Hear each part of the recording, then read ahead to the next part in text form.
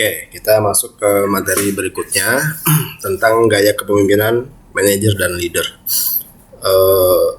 Disclaimer-nya seperti ini, bahwa manajer dan leader itu bukan dua orang yang berbeda, tapi manajer dan leader itu sebetulnya menunjukkan sifat dari pola kepemimpinan yang dilakukan oleh pemimpinmu di perusahaan atau di organisasi, ya.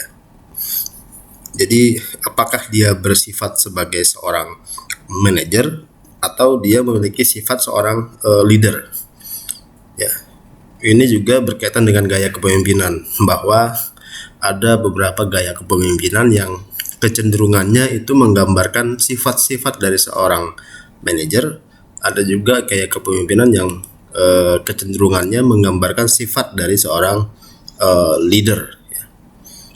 Katakan di sini bahwa kedua gaya kepemimpinan tersebut tidak menegaskan keberadaan yang lainnya. Artinya tidak berarti gaya manajer lebih baik dari gaya leader atau sebaliknya, ya. Jadi ini bukan masalah mana yang lebih baik, bahwa leader lebih baik dari manajer atau kebalikannya, bukan seperti itu, ya. Bahwa ini merupakan sifat dasar manusia yang dia implementasikan dalam proses kepemimpinannya dalam sebuah organisasi, perusahaan, institusi, dan sebagainya, gitu, ya.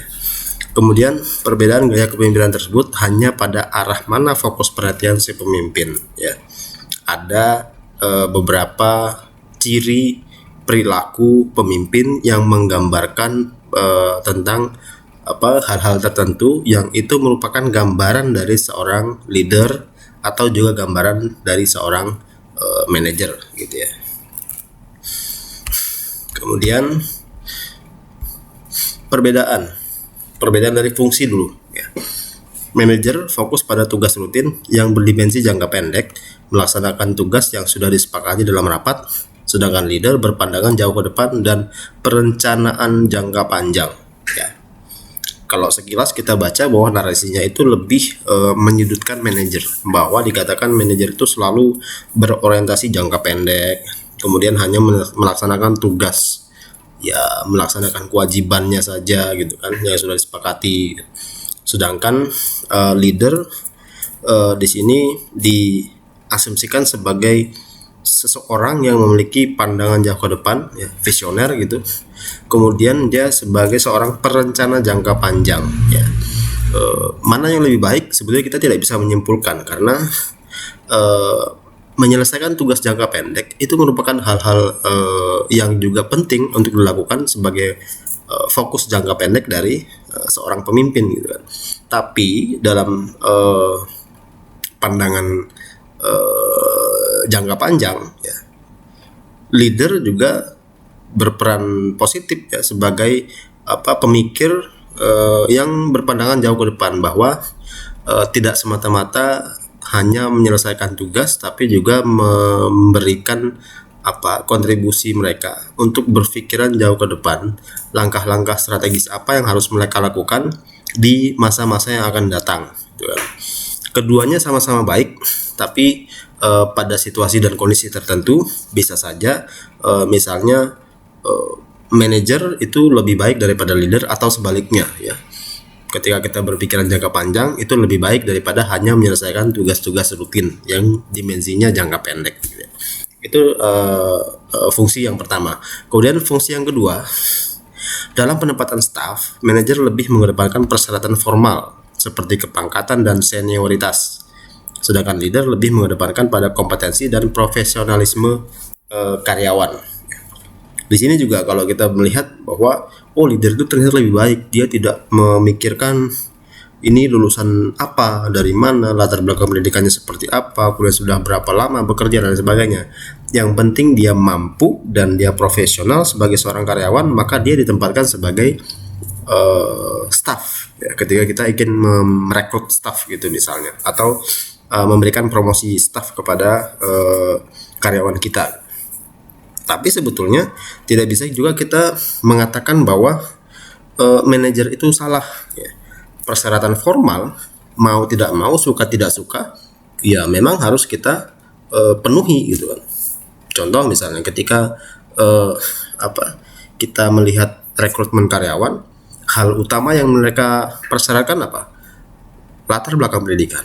Ya, lulusan SMA atau SMK atau lulusan D3 ini atau lulusan S1 ini gitu.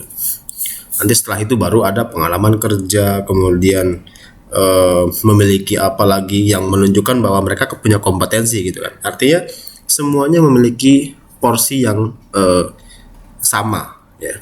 Kepangkatan juga begitu, misalnya dia tidak peduli apakah si karyawan ini sudah lama bekerja atau tidak, apakah dia memiliki pangkat yang lebih baik daripada yang lainnya gitu kan. Ya saya pikir kepangkatan itu juga diperoleh berdasarkan kinerja-kinerja atau kompetensi yang sudah mereka lalui gitu kan. Contoh misalnya dosen itu memiliki kepangkatan mulai dari yang asisten ahli, lektor kepala gitu kan, sampai ke profesor gitu kan. Nah, kepangkatan ini itu tidak akan diraih ketika dosen yang bersangkutan itu tidak memiliki kinerja. Mereka tidak mengajar, tidak melakukan tridharma lah, mengajar, kemudian membimbing skripsi, membimbing KKN, kemudian dia tidak melakukan penelitian, tidak melakukan pengabdian, tidak melakukan publikasi terhadap karya ilmiah yang mereka hasilkan, juga tidak akan ada tuh yang namanya kepangkatan ya.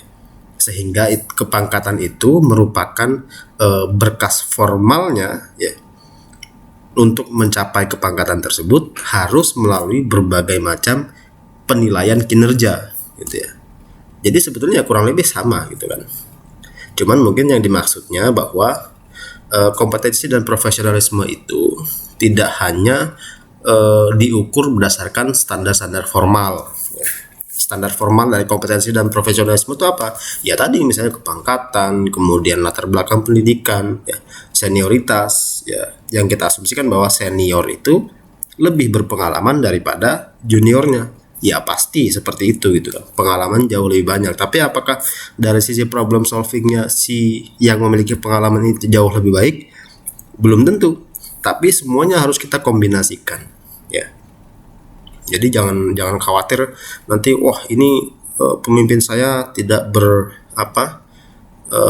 berlaku sebagai seorang leader karena dia hanya mengedepankan syarat formal gitu ya.